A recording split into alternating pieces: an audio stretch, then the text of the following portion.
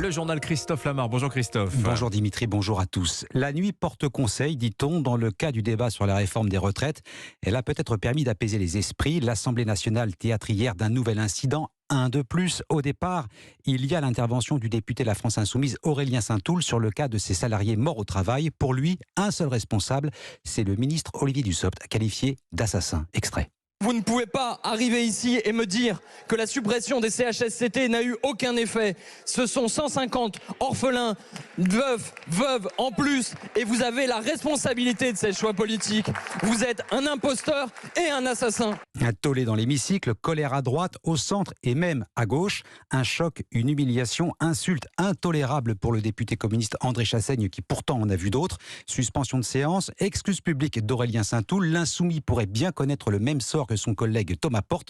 Que risque-t-il au juste Alexis de La Fontaine ? Eh bien déjà, Aurélien Saint-Toul a écopé d'un rappel à l'ordre hier soir par le président de la séance. Mais sa peine risque d'être aggravée, car ce matin, le bureau des présidents de l'Assemblée nationale se réunit pour déterminer si une sanction supplémentaire doit être prononcée.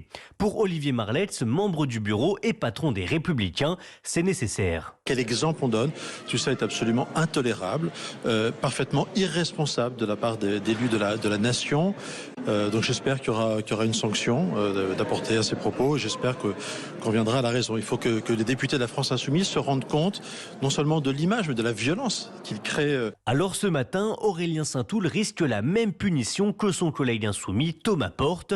Vendredi dernier, Thomas Porte a été renvoyé durant 2 semaines de l'Assemblée nationale pour avoir tweeté une photo de lui piétinant un ballon à l'effigie d'Olivier Dussopt. Il faut stopper les dérives de la France Insoumise par tous les moyens, conclut une députée de la majorité. Alexis de La Fontaine du service politique d'Europe 1. Reprise des débats aujourd'hui, changement tactique ou volonté d'apaiser ses relations avec ses alliés de la gauche. La NUPES a retiré 1 millier d'amendements. Il en reste encore plus de 14 000 à discuter avant vendredi soir minuit, fin prévue de l'examen en première lecture. Alors est-ce que cette stratégie du clash des mots excessifs de l'obstruction parlementaire, ça paye au moins politiquement pour la France Insoumise? On en parlera avec Alexis Brézet du Figaro tout à l'heure à 8h-10 et Alexis Corbière, député LFI de Seine-Saint-Denis. Il est l'invité de Sonia Mabrouk à 8h15. Le chèque carburant de 100 € prolongé d'1 mois jusqu'à la fin du mois de mars. Total aussi pourrait faire un geste pour les Français. Et c'est en tout cas l'espoir du gouvernement. La semaine dernière, le PDG de Total, Patrick Pouyanné, avait évoqué la possibilité d'une remise à la pompe sous condition. Bercy n'a entendu que la première partie de la proposition, remise à la pompe. Le ministère de l'économie demande aux pétroliers d'agir. C'est une information Europe 1 ce matin, Baptiste Morin. Total planche effectivement sur un rabais. Oui, va-t-elle ressembler aux remises de 10 et 20 centimes mises en place entre septembre et décembre 2022 ? C'est possible. En tout cas, Total Energy planche sur une nouvelle remise. Pour la déclencher, le groupe s'est fixé 2 conditions. D'abord, que le prix du litre repasse au-dessus des 2 € pour tous les carburants. Ce n'est pas le cas du gasoil pour l'instant.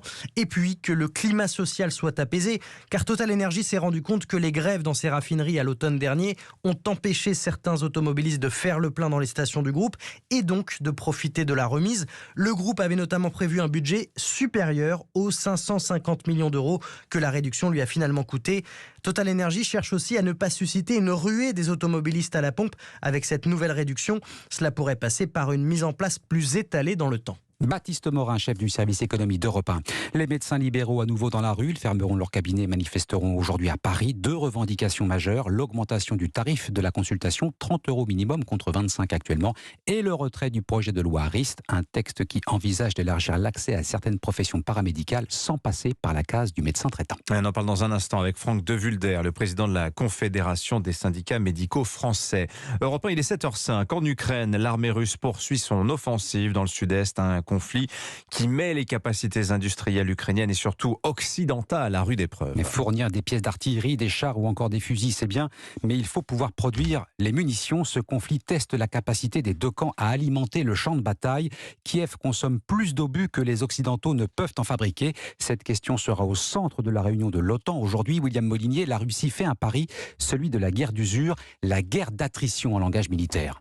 Les Russes tirent en moyenne entre 10 000 et 20 000 obus chaque jour. De leur côté, les Ukrainiens se défendent avec un peu moins de 5 000 obus quotidiennement, ce qui fait tout de même une consommation de 150 000 obus chaque mois.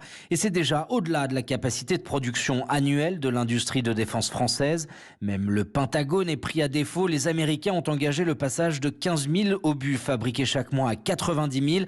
Mais malgré cet effort, ce n'est que 60% de ce qui est tiré mensuellement par Kiev, ce qui pose inévitablement des questions capacitaire et de crédibilité face à l'épaisseur de l'armée russe. Le calcul a été fait dans les cercles militaires. L'ensemble des chars français auraient été détruits en un mois dans le Donbass, en seulement 6 mois pour les nouveaux véhicules blindés et multirôles Griffon. Et un drone tactique à voilure fixe aurait été abattu en à peine 6 vols. Les parlementaires français se sont eux aussi penchés sur ces sujets de réserve d'armement. Ils doivent d'ailleurs rendre public demain un rapport très attendu sur le niveau des stocks de munitions au sein des armées françaises. Le mystère s'épaissit dans le ciel américain. À qui appartiennent ces objets volants non identifiés? 3 d'entre eux ont été abattus ce week-end au-dessus du Canada et des États-Unis. Une semaine après l'épisode du ballon espion chinois, Washington ne veut prendre aucun risque, Alexis Guilleux. Oui, des objets abattus par excès de prudence, dit la Maison-Blanche. Ces ovnis ne présentaient pas de risque pour la population au sol, mais pouvaient menacer l'aviation civile par leur altitude. Le FBI mène actuellement les opérations de recherche des débris. Contrairement au ballon espion chinois, ces objets n'étaient pas manœuvrables sans dispositif de communication. Mais du côté des autorités américaines, il est encore bien difficile d'expliquer leur nature et leur origine. John Kirby est le conseiller à la sécurité de Joe Biden. Nous ne savons pas exactement à quoi ils ressemblent, quel est leur objectif ou leur propriétaire. Une des raisons pour lesquelles nous pensons en voir plus, c'est parce que nous en cherchons davantage. La Maison-Blanche sur un fil, elle doit répondre à l'inquiétude du public et de l'opposition sur la sécurité de l'espace aérien américain. Et dans le même temps, pas question de mettre de l'huile sur le feu et d'accuser sans preuve une puissance rivale d'espionnage.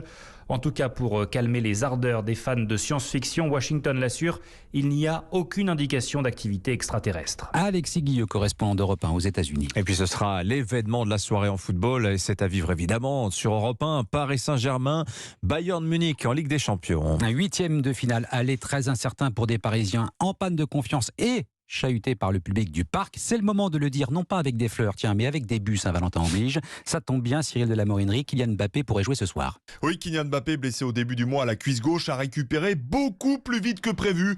La star de 24 ans s'est entraînée normalement avec l'équipe parisienne hier au camp des loges. On l'a vu sourire et afficher une belle complicité avec Neymar. Une décision quant à sa participation à la rencontre sera prise ce matin en lien avec le staff médical. Une chose est certaine, si la star vient au parc ce soir, ce sera pour jouer, affirme son entraîneur Christophe Galtier. Est-ce que Kylian sera sur le banc de touche pour faire peur à nos adversaires du soir? Donc s'il est sur la feuille de match, il sera sur la feuille de match pour jouer. Combien de temps, je ne le sais pas. Mais il ne fera pas acte de présence sur le banc de touche. De toute façon, du côté du Bayern Munich, on croit depuis toujours à un coup de bluff. Les Munichois se sont préparés comme si Kylian Mbappé allait débuter ce soir la rencontre. Paris qui peine depuis le début de l'année avec 4 revers, espère récupérer son meilleur buteur pour reconstituer le trio infernal. Le champion du monde Messi, le Brésilien Neymar et le redoutable Français Mbappé qui ont marqué au total 57 buts cette saison. Cyril de la Morinerie du service des sports d'Europe 1, PSG Bayern Munich à 21h et c'est un match à suivre en direct, bien sûr, dans Europe 1 Sport. Voilà, et autre affiche de la soirée, Milan AC Tottenham, c'est pas mal non plus, mais il n'y a pas de Français. Enfin, si, il y a des Français sur la pelouse, mais c'est pas des clubs.